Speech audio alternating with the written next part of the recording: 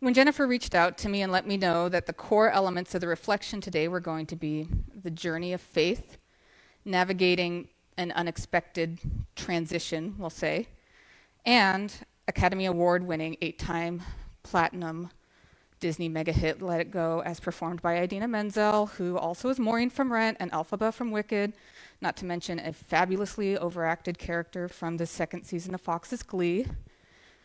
And that song came out Silver's first year of preschool. I don't know, Jennifer really only needed to add like a Seattle sports franchise to really round out the relatability circle for me. What this translates for all of you is buckle up because I've got a lot to say and you're about to see where Pip gets it from. It's good because these 7 verses want to get us talking, asking, and, as usual, and to be honest, I think they want us to leave with more questions than answers. It's Philip and Andrew who bring the news to Jesus and lead to him saying that the time has come. They need to be ready to follow and to serve. Philip and Andrew, the dudes who have been there from the start, metaphorically and kind of almost literally, they helped write the book on following Jesus. These two already represent the enduring journey of discipleship. They have the practice, they've got their 10,000 hours in. So if it's not perfecting and maintaining what's already established, what are we setting the scene for? In the brief interview clip we are about to watch, Reverend Lily Brock and Dr. Marcia Maffei discuss the challenge and change in an established congregation, particularly during the COVID pandemic, covering the shift to online worship and the ongoing need for adaptability.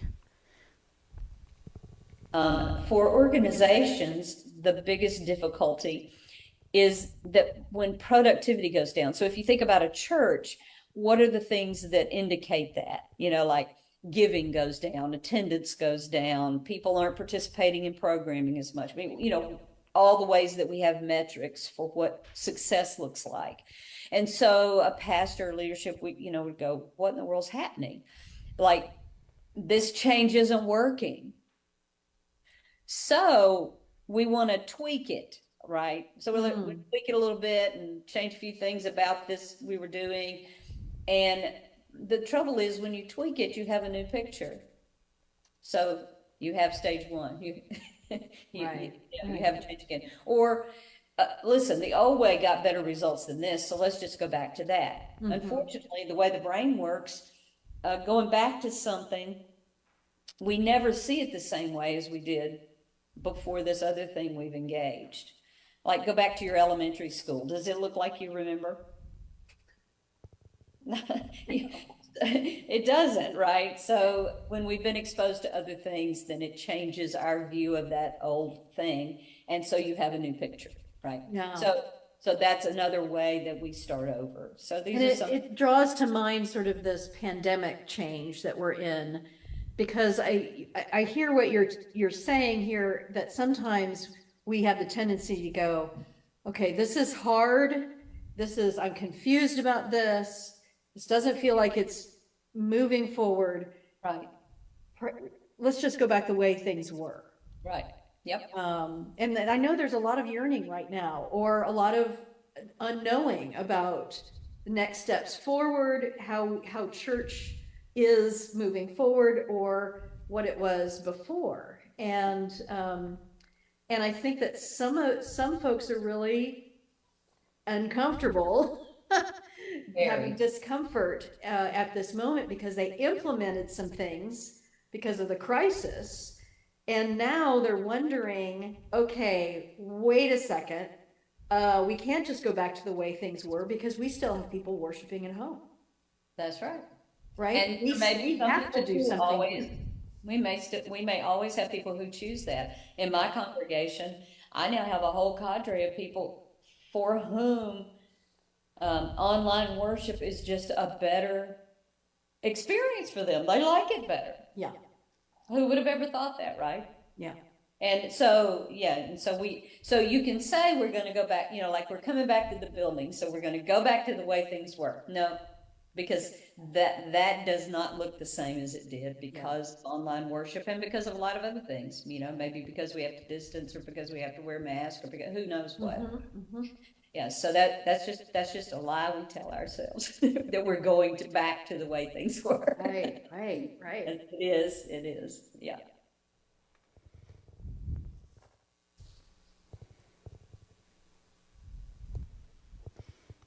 I have a feeling that the discussion about pre-pandemic, during pandemic, and post-pandemic resonates more with the established members of this congregation. Parker, the kids, and I were not coming to this church pre-pandemic or even directly after. But this discussion did remind me of a life lesson from when I was young, from a different angle entirely. You see, I was largely raised in the Presbyterian church, although not so much the Presbyterian church as a Presbyterian church. You see, when we moved one time, our next door neighbors went to this church and told my parents, there's a young youth pastor there, and if he sticks around, and he sticks around as a youth pastor, he's really going to make some change. And so we went there despite the fact it was across town, drove by at least 3 other Presbyterian churches by my count. And yes, we started going there for Pastor Drew. But we kept going there for the head pastor, Reverend Brassard. You see, Reverend Brassard was established. He was a wonderful speaker, a family man. My dad looked up to him, and my dad didn't look up to anybody. And we had this associate pastor who was Pastor Day, and he was clearly learning the best from Reverend Brassard. As things happened, Reverend Brassard, it was time for him to retire. And so our church wanted Pastor Day to step into his shoes. However, that's not how the Presbyterian church does things. The associate pastor cannot step into the head pastor role. Probably has something to do with nepotism or politics. I don't know. I was younger than Silver. It all seemed pretty ridiculous to me. And so the elders and the church council tried a couple of different coup sort of measures. Maybe we just won't tell the Presbyterian church that Reverend Brassard was retiring. That wasn't a choice because Reverend Brassard wanted to retire. Maybe we would just split off from the Presbyterian church entirely, which Pastor Day said, no, we like being part of this denomination, and also we get most of our money from them. And so finally my church relented, and the Presbyterian church sent the new pastor who was going to be our head pastor, and where we had been listening for so many years to Reverend Brassard and Pastor Day. The woman they sent was 6'2", 6'3", wild red hair. Name was Heidi Husted. And when she came in, Reverend Heidi could tell that there was some tension. And so she invited the council members and the elders on a retreat.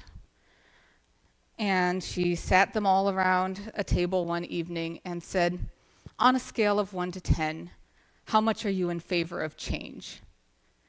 And the council and the elders knew the right answer because she was the change.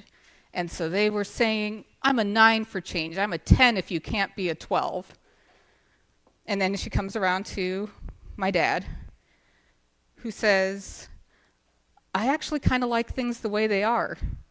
I'm probably more like a 4 to 6, depending on if I had a good run that morning.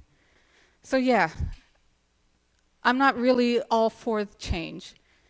And Pastor Heidi said, yes, that's where we start. Tell me what you want to keep the same, and let's talk about where we grow from there. Now, it's a little bit clean of a comparison. The church was well established, the rules were followed, change was implemented, and the established principles were honored, which makes me seem a little bit like a conformist. However, that was not the story for Let It Go from Frozen. You see, In the original storyboard for Frozen, Elsa was the villain, the bad guy. She's described as a blue-haired punk rock villain, which, in the words of Silver, sounds really rad. But the Lopezes, who are the songwriters for Frozen and also a well-established Broadway super couple of music, they did music for Avenue Q. They found out that they were going to get Idina Menzel for this part, and they were like, we need to write her song. And so they went out to Central Park and were throwing ideas off of each other. They wanted something that was great for an alto to belt, something that was somewhere between Take Me or Leave Me from Rent and Defying Gravity from Wicked. They wrote it in the key of G because she's an alto, and then later when she heard it, she said that made her sound too old, and so she just moved it up to an A flat major because apparently some altos can do that. They played around with different phrases that they thought sounded great for her. Kingdom of Isolation is a perfect example. They liked it because it was catchy but not too iambic. They chose the title Let It Go as a nod to the pop punk seminal album from the year before, 2002, by Avril Lavigne that was called Let Go. And that was how they managed to keep their pop punk queen alive as they let the rest of her character fall away. The narrative focus had officially shifted out with the villain and in with this complex character. They brought that song to the storyboard writers, and from there, Frozen was written. The song was composed before the end of the story. The change was in motion, but its destination was not set. There is a powerful call to action without any idea of what's coming next. The Lopezes believed in the song and believed in the voice for whom it was written. This draws to mind for me our contemporary reading for today around the works and ideas of Pablo Picasso. His quote, "Every act of creation is first an act of destruction," at first blush feels like bumper sticker advice for an aspiring artist. Let what you made before fall away, let the clay lose its shape, and instead start anew. Sure, I can kind of understand what he's going for. I am not a visual artist, but at times I'm an emotional artist, and I certainly have examples of times that I've destroyed an existing connection to make room for creating something new. Especially in the face of change, though, sometimes I'm actually pretty dense. I don't even see the destruction until I look back behind me.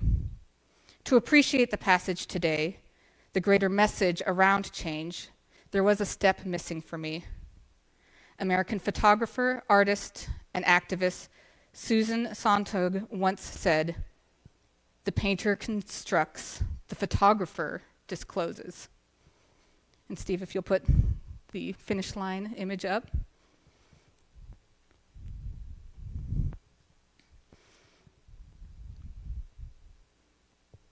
There it is. Hi, guys. This was the summer of 2019. I do a themed run every year that I am able that helps fund research for the lung condition with which Whitaker was born. I'm not a doctor, I'm a supply chain manager, so please forgive my non-technical explanation. His condition, abbreviated as CDH, meant that his lungs didn't have room to develop while he was still in utero. It was something that needed to be addressed surgically once he was born. The technology was still fairly new, even 6 years ago, and being able to tell how much work was going to need to be done was impossible until they had him in their hands. So the hospital room for him when it was time to be born was full of specialists, their assistants, and, since it was a university hospital, a few poor young medical students doing their peds rotation. A starting lineup worth of experts who knew a change was coming but didn't know what it would bring. But by the time this picture was taken, I had experienced that level of change. And look at how familiar they all already look. Parker's not in the picture. You see, we lived in Oregon at the time, but Parker was visiting an old family friend in Maine at the time this picture was taken. I received a call while I was walking up to the starting line that day explaining that, while chatting with an old neighbor, Parker had heard that the librarian in Mars Hill was retiring, and Parker wanted to apply for the job. Sometimes you have months of warning and fear and anticipation in a room full of experts to help navigate major life changes. And sometimes you're wearing a ladybug tutu on a Saturday when change is set into motion, and there's no knowing how big that change is going to be. And Steve, if you'll change the image.